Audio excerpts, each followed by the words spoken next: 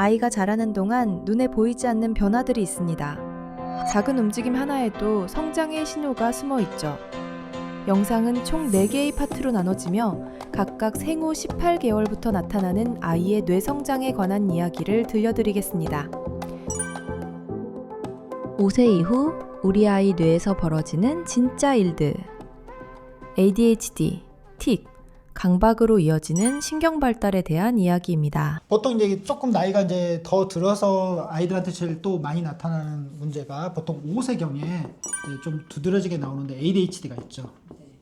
그런데 이제 ADHD 기미는 5세 이전에도 사실 있죠. 뭐 엄마 뱃속에서부터도 기미가 있다고 해요. 배를 엄청나게 엄마 태동이 심한 경우가 이제 그런 경우가 있고, 또는 태어났는데 정말 빽빽해서 기어다니는 애들이 있어요. 가만히 한시도 못 있고. 그 다음에 또 뭐가 있냐면 낮밤이 바뀐 애들. 저녁이 되면 안 자는 애들이 있어요. 안 자고 엄마를 되게 괴롭히고, 그리고 먹는 것도 되게 까다롭고, 이런 아이들일수록 이제 5세경에 과잉행동이라든가 충동적인 문제가 있을 가능성이 높아져요.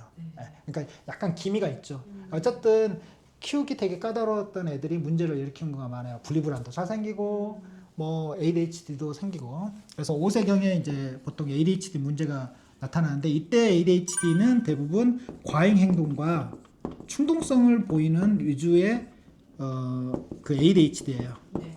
그래서 이제 보통 이때 검사를 많이 받게 되죠. 그리고 이제 보통 우리가 7세 무렵이 되면 이제 입학을 하잖아요. 이때 이제 분리불안이 더 심하게 나타나는 아이들도 있고, 또는 이때 대표적으로 나타나는 게 이제 보통 틱, 틱장애가 많이 나타납니다.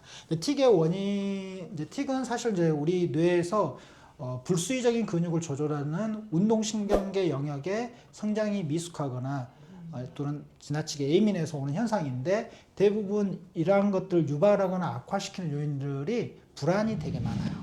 그래서 틱 있는 아이들은 대부분 불안장애를 갖고 있는 경우가 상당히 많습니다. 그래서 뭐 분리불안장애가 있을 수도 있고, 또는 다른 범불안장애 같은 것들이 있을 수도 있어요. 그리고 이제 보통 틱이 심해지고 나면 보통 10세 전후가 되면 아이들이 신체적인 변화가 와요. 그 중에 대표적인 게 하나가 뭐냐면 호르몬의 변화. 보통 남자아이들 같은 경우는 남성 호르몬 분비가 늘어난다든가, 또는 성장 호르몬 같은 것들이 변화가 오고요. 두 번째, 뇌에서는 전두엽 발달이 많이 이루어지면서 뇌의 가지치기 현상이 본격적으로 많이 일어나는 시기입니다. 그러면서 뇌와 몸의 변화가 오기 때문에 이때 이제 여러 가지 아이들 신경 정신과적인 문제가 많이 나타나는데, ADHD 증상이 더 심해지는 아이들도 있고요. 이 시기가 되면, 또는 틱이 되면 틱이 이 시기에도 또 확 나빠지는 경우도 있어요. 그래서 기존에 가지고 있던 그러한 신경과든 또는 정신과적인 문제가 심하게 나타날 수가 있는데, 또 불안이 높았던 아이들은 5세에서 7세 사이에 또 뭐가 나타나냐면 보통 신체화 장애 같은 것들이 많이 있어요.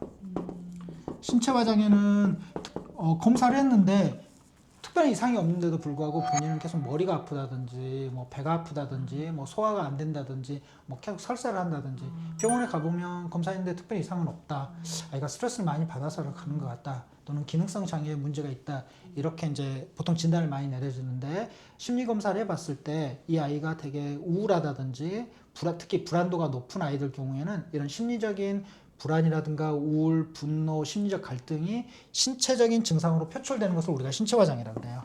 그래서 이제 이러한 것들을 아이들은, 왜냐하면 자기의 어떤 감정 상태를 어른들처럼 자세하게 언어적으로 표현하기가 좀 어렵죠. 그렇기 때문에 이러한 것들을 되게 몸으로 표현한다고 할 수 있죠. 그래서 어떤 신체적인 증상이 나오는데, 이러한 신체적인 장애가 좀 시작이 되고, 또 이 시기가 되면 또 나빠지게 돼요. 예를 들면 아이가 친구와의 갈등 때문에 계속 스트레스를 받으니까 학교만 가려고 하면 뭐 배가 아프다든지 머리가 아프다든지, 또는 분리불안이 있을 때도 좀 그래요.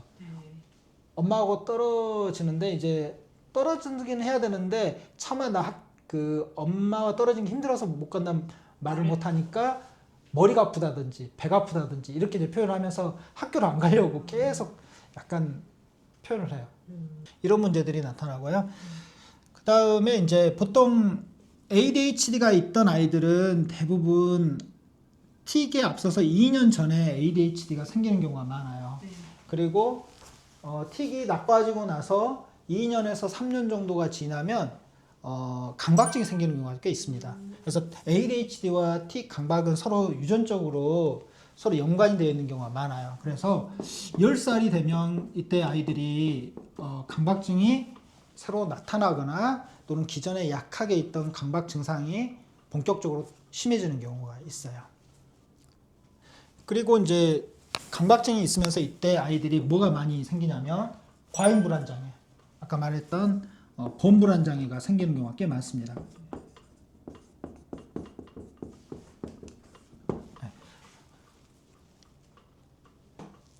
그래서 이제 보통 이 시기에 강박이라든가 범불안 장애가 생기게 되면 가벼운 증상일 경우에는 보통 만 12세까지 지속이 되고 이후에 호전되는 경향이 있고, 좀 심한 아이들의 경우에는 15세, 보통 중학교 2학년까지 진행이 됩니다.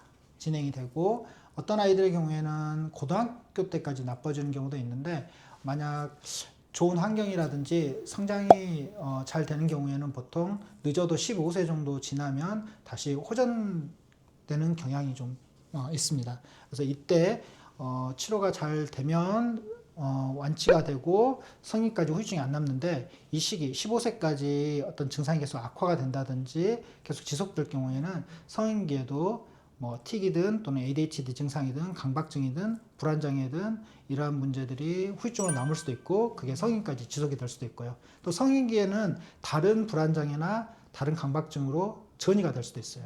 예를 들면 불안장애가 있던 아이들이 크면서 불안 자체가 불안에 대한 어떤 내성이 커지고 좋아지면 별 문제가 되지 않는데, 그게 계속 내재되어 있게 되면 성인기에는 그런 분리불안 장애가 공황장애 또는 건강염려증, 이런 다른 형태로 전이가 되는 경우도 있어요.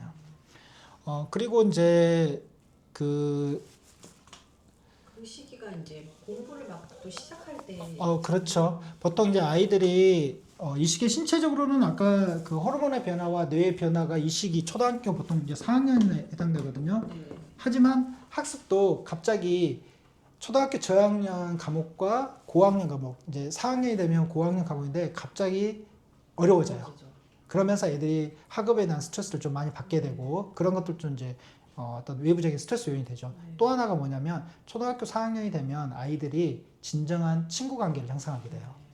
그런데 만약 이때 자기가 친구를 사귀고는 욕구는 강한데 친구와 이렇게 잘 사귀는 기술이 좀 부족한 아이들이 있어요. 대표적인 애들이 ADHD 아동들이나 또는 아스퍼거가 있는 아이들.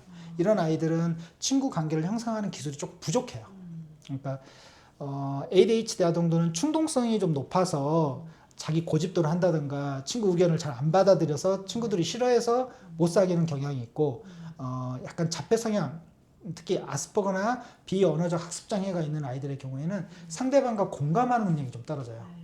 그러니까 이제 그런 문제가 없다 하더라도 공감 능력이 떨어지는 아이들의 경우에는 친구 관계를 형성할 때 조금 어려움이 있는데, 그때 보통 4학년 때 이제 친구 관계로 인해서 되게 스트레스를 좀 많이 받게 돼요. 그렇기 때문에 이제 이러한 문제, 그러니까 뇌부적인 외부적인 문제가 서로 결합이 되면서 아이들한테서 초등학교 4학년에서 6학년 사이에 ADHD 증상이라든지 틱이라든지 강박이라든지 범불안 장애 같은 문제들이, 또는 학습 장애도 나타날 수가 있습니다. 이런 문제들이 이 시기에 많이 나타난다고 보시면 되고요. 보통 이제 12살에서 15살이 되게 되면 이때 이제 또 어떤 문제가 생기냐면, 흔치는 않지만 아이들한테서 이 시기 청소년기 초입에 들어가면서 어떤 문제들이 많이 나타나냐면 조현병이 나타나는 경우가 있어요. 청소년 조현병. 이 조현병은 신경학적으로는 뇌에 도파민이 너무 과도하게 분비돼서 나타나는 현상인데, 왜 그런 현상이 생기냐면 이 시기가 되면 전두엽에서 뇌 가지치 현상이 마무리가 되는데, 우리가 가지치 현상이 제대로 이루어지지 않았을 경우에 뇌가 과민해져요. 그러면서 조현병, 또는 이것도 흔치는 않지만 아이들 조울증이 생기는 경우도 있어요. 그러면 이러한 증상들이 꼭 ADHD 아동하고 좀 증상 자체가 좀 비슷해요. 주의력이 안 된다든지 주의력 문제가 있다든지 공부를 잘 못하든지 이런 문제가 생기는데, 이러한 것들은 ADHD와 다르게 이런 정신과적인 문제로 인해서 발생한 거기 때문에 그러한 치료가 좀 필요합니다. 그리고 또 이 시기가 되면 ADHD라든지 불안장애가 좀 계속 지속이 됐던 아이들의 경우에는 어떤 문제들이 생기냐면 우울증이 생긴다든지 또는 반항장애가 생겨요. 그래서 특히 부모님이라든가 선생님 말씀에 반항을 하죠. 이 아이들 특징은 이제 자기는 옳다. 근데 약간 중2병처럼 네, 사춘기가 심해요. 그렇죠. 그래서 약간 중2병하고 겹치는 문제도 있지만 중2병하고는 좀 다르게 좀 심각하게 어떤 문제가 오게 되고 이러한 것들이 계속 지속이 될 경우에는 이 반항장애가 청소년기 때 품행장애로 발생을 하게 돼서 대표적으로 가장 큰 문제가 되는 게 뭐냐면 가출해버리죠. 학교를 안 가게 되고 자퇴를 해버린다든지 이런 문제들이 이제 생기면서 문제가 커지는 거죠. 그리고 이제 이 시기에 그래서 제일 문제가 되는 건 내부적으로 왔을 때는 우울증이 좀 심해지는 게 문제가 되고 외부적으로 어떤 공격성이라든지 행동에 문제가 오게 되면 반항장애라든가 품행장애가 올 수가 있죠. 그리고 학습 문제도 학습장애라고 해서 이런 문제들로 인해서 학습 부진이라든지 또는 학습장애 같은 것들이 발생할 수가 있습니다. 그리고 이제 15세가 지나면 이제 조금 청소년기에 생겼던 정신과적인 문제들은 15세에서 18세가 되면 조금은 이제 좀 잠잠해진 시기로 들어가요. 왜 그러냐면 뇌가 어느 정도 이제 성장이 마무리가 되면서 질풍노도의 혼란 시기가 조금 잠잠해지기 때문에 큰 문제만 없다 그러면 반항장애나 품행장애들도 조금 더 좀 진정되는 경향들이 좀 있긴 해요. 그런데 이제 문제는 뭐냐면 이 시기에 아이들이 대학 진학을 앞두고 있기 때문에 공부로 인한 스트레스를 되게 많이 받게 되겠죠. 그래서 이 시기에는 제일 많이 나타나는 문제들이 아이들이 우울증 같은 것들이 좀 심해지고 이제 우울증이라든가 불안장애도 좀 심하죠. 그 시험 불안이라든지 미래에 대한 불안, 성적에 대한 불안. 그래서 보통 이제 우울증, 그다음에 불안장애 같은 것들이 많이. 그리고 이로 인해서 이것과 동반되는 뭐 신체형 장애라고 해서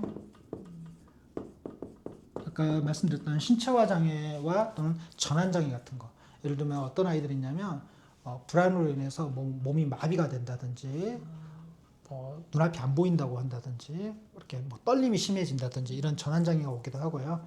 또는 뭐 수험생 증후군처럼 뭐 머리가 계속 아프다든지 브레인 포그라고 해서 머리가 안개 낀 것처럼 멍하면서 집중이 안 된다든지 또는 뭐 시험 기간만 되면 막 배가 아프고 토하고 설사하고 이러한 그 신체적인 증상이 표출되기도 합니다.